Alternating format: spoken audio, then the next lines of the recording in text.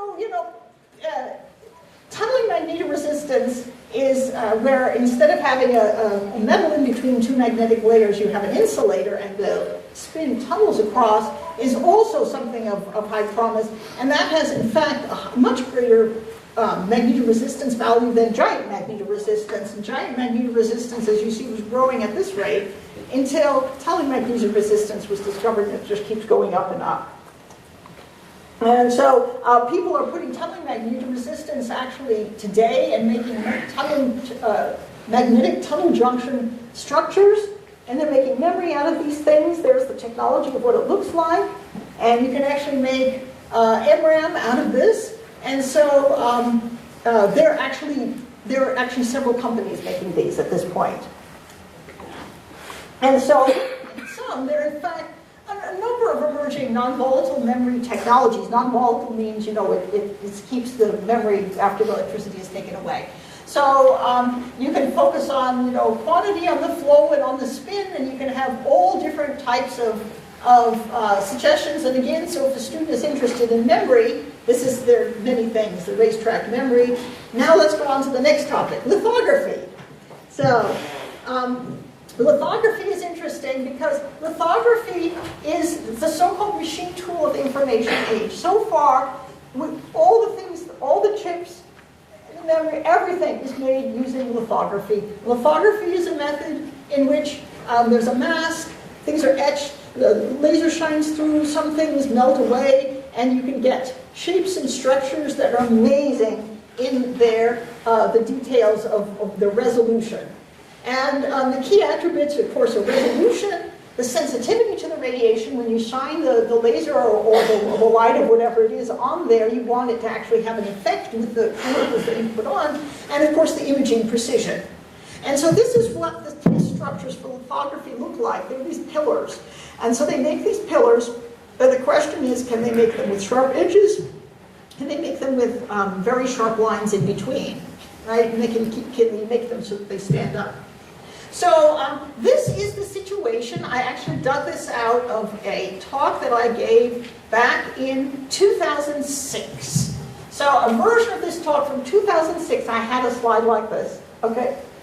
And this is what the lithography tools look like. So in 2006, we said we think we can do 32 nanometer, but to go anything small, we're going to have to go to this research tool, this EUV alpha tool, and it's going to be in the laboratory only, and what are we going to do? And it's going to be a big research mess, and how are we going to do anything? Okay, here's the situation in 2011. There's this company, ASML, they're based in the Netherlands, and they make these huge lithography tools. Here's from their catalog of 2011. It's not EUV, you can buy this. It's the same thing as these, And in fact, the amount, if you go back here, you can see, the problem with the research machine is the wafers per hour is abysmally low. 10, you can never manufacture with that. In fact, we're at 175, even faster than the others. So the lithography business is amazing in that the way that they're able to squeeze out the extra. They have a plan, they set it out. The semiconductor industry has a plan. The whole industry gets together and makes a plan. We're going to be here this year, we're going to be here and this year. Everybody works toward that.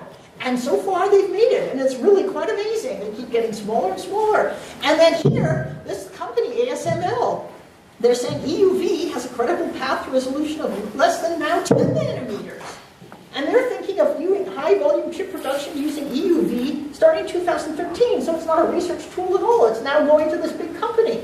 EUV is going to be cool. It's going to have this extreme UV laser that are kind of drawn here as purple. And it's going to produce a plasma. And so this is all going to be going on in these production machines. So it's going to be very, very neat. And so the questions are with pitch.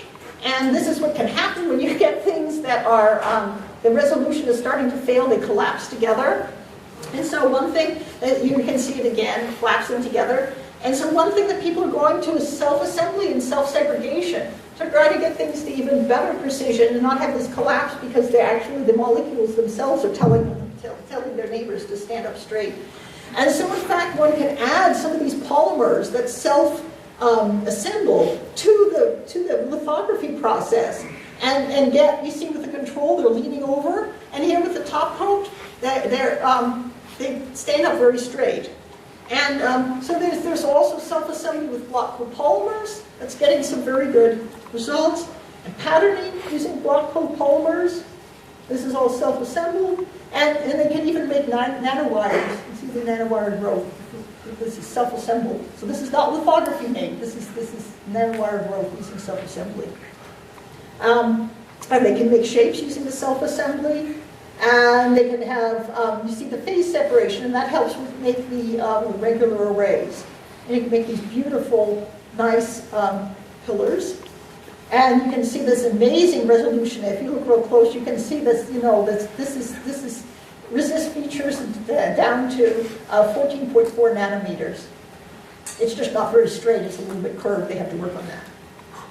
And so there's a lot in the future incorporating nanoscale components in IT systems, in particular in the lithography process. So for students who are, and their teachers who are interested, for instance, in polymers, and that part of condensed matter physics, there's a whole lot being done with self-assembly for the lithography.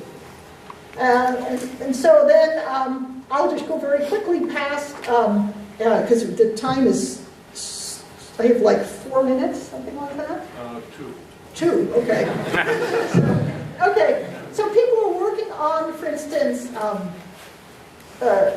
making synthesis of polymeric materials with, into green technologies. And some people are having imaging. So here's what normal MRI images, let's say a brain of somebody. And the people are working on cantilevers that swing over magnetic tips that get single proton spins, and they're able to image with amazing resolution. This stupid thing. Let's get rid of battery stretch message. Okay. So they're able to get amazing resolution. Actually, they said no, not yes. Okay. They're able to image a mosaic virus using this new kind of MRI. And they've been able to get, 30 and 46 nanometer resolution, and even get 3D resolution of the mosaic virus. The scanning telling microscope, of course, we all know that they can move atoms with atomic precision.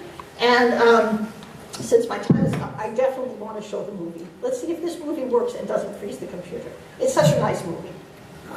So what they can do is they can, is it going to start? If it doesn't start, I'll just proceed.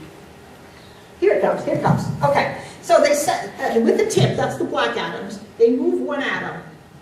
Then that atom causes a chain reaction, a controlled chain reaction, moving other atoms, which propagates through the system. That causes others to move. Now they can set up a huge system where they can have, for instance, input 1 reliably go to output 1, input 2 reliably going to output 2, and input 3 reliably going to output 3, all in one system, and then put a whole bunch of these on one surface.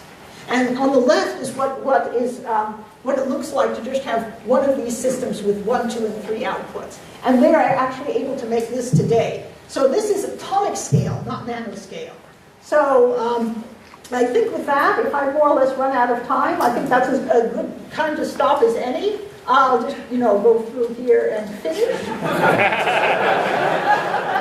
There. All the things, okay. And here, so I'll just end with quantum computing. So why do people do quantum computing? Why does IBM support quantum computing? You might think this is real pie in the sky stuff.